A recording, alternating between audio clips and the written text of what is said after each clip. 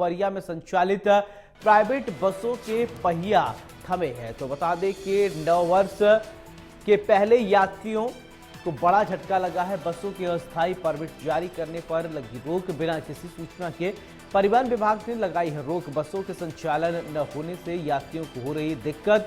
बसों को permanent permit नहीं हो रहा है जारी। डिप्टी ट्रांसपोर्ट कमिश्नर की नहीं हुई है नियुक्ति।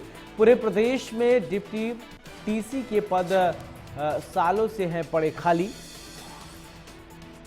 ये बड़ी जानकारी आपको बता दें कि बसों की परमानेंट बताया जा रहा है कि डिप्टी ट्रांसपोर्ट कमिश्नर पूरे प्रदेश में डिप्टी टीसी के पद सालों से खाली पड़े हैं। तो बिना किसी सूचना के परिवहन विभाग ने लगाई रोक। तो बसों के संचालन न होने से यात्रियों को हो रही है दिक्कत। तो बसों का संचालन नहीं हो रहा है जिसकी वजह से यात्रियों को काफी परेशानियों का सामना करना पड़ रहा है।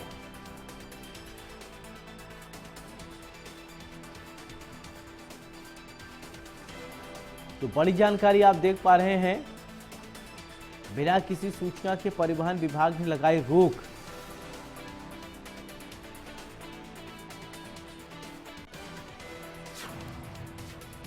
ये बड़ी जानकारी इस वक्त देख पा रहे हैं आप। बसों की परमानेंट परमिट नहीं हो रहा है जारी जिसकी वजह से लोगों को इसी खबर पर ज्यादा जानकारी के साथ राजेंद्र मिश्रा मेरे साथ जुड़ रहे हैं। राजेंद्र, लगातार बसों का परिचालन नहीं होने की वजह से यात्रियों को सबसे ज्यादा परेशानियों का सामना करना पड़ रहा है। अपडेट कीजिए, क्या मांग है, क्या वजह है? जी मैं बता देना चाहता हूँ सौरभ जी, उमरिया जिले में अक्सर करके जो बसें हैं, जो कई जगह उमरिया सपना रीवा के लिए बसें चलती हैं, उन बसों को परमिट न होने के चलते बसों के पहिए आज सुबह से ही थम चुके हैं। यात्री भारी संख्या में उमरिया बस स्टैंड में डेरा जमाए हुए हैं, वो परेशान हैं। उनका कहना है कि हम लोगों को आने जाने के लिए किसी प्रकार का कोई साधन उपलब्ध नहीं हो पा रहा। सबसे बड़ी बात यह है कि जो मध्य प्रदेश शासन की नई जो नीति है उसके तहत जो डिप्टी परिवहन कमिश्नर है उनकी नियुक्ति नहीं हो पाई है, जिसके चलते परिवहन में जो परमिट जारी होता है वो परमिट जारी नहीं हो पा रहा है, जिस कारण से यहाँ पर बसों को परमिट जारी नहीं हुआ। तो आज से जो 21 दिसंबर 2024 में जिन बसों का परमिट खत्म हो गया, इसके बाद से आज का उनके पास परमिट है नहीं, तो जिस कारण से सारे बसों के पहिए थम चुके हैं। उमरिया बस स्टैंड की अगर मैं बात करूं तो हजारों की संख्या में यहाँ पर यात्री परेशान है, छोटी गाड़ियों को सहारा ले रहे हैं और अपने गंतव्य की ओर रवाना हो रहे हैं। जिस प्रकार से नया वर्ष जो 2024 के जाने के बाद, जो 21 दिसंबर 2024 जाने के बाद नया वर्ष चालू हुआ, सुबह से यहाँ पर यात्रियों को भारी मुसीबतों का सामना करना पड़ रहा है। यात्री परेशान है और इनकी सुध लेने वाला यहाँ पर कोई भी नहीं है। जिम्मेदार अधिकारियों से या जिम्मेदारों से आपकी कुछ बातचीत हुई क्या? ये समस्या कब समाधान होगा, इसको लेकर कुछ जानकारी अगर उन्होंने साझा किया है आपसे तो बताइए।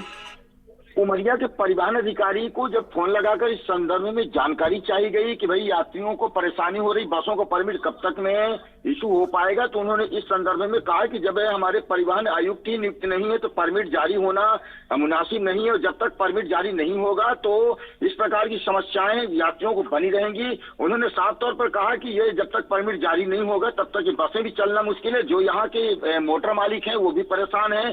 सबसे ज्यादा परेशानी यहाँ पर जो यात्री उन्हीं के लिए भारी मुसीबतों का सामना करना उनको पड़ रहा है, और यहाँ पर हजारों की संख्या में लोग परेशान हैं। छोटी गाड़ियों को सहारा ले कुछ लोग पैदल जा रहे हैं, क्योंकि यहाँ से उमरिया से रीवा, सतना, मैहर और कई जगह के लिए बसें चलती है, जो आना जाना उनका यात्रियों का रहता है। बिल्कुल। ये जो नियुक्ति नहीं हो पा रही है राजेंद्र, क्यों नियुक्ति नहीं हो पा रही? ये शासन मध्य प्रदेश।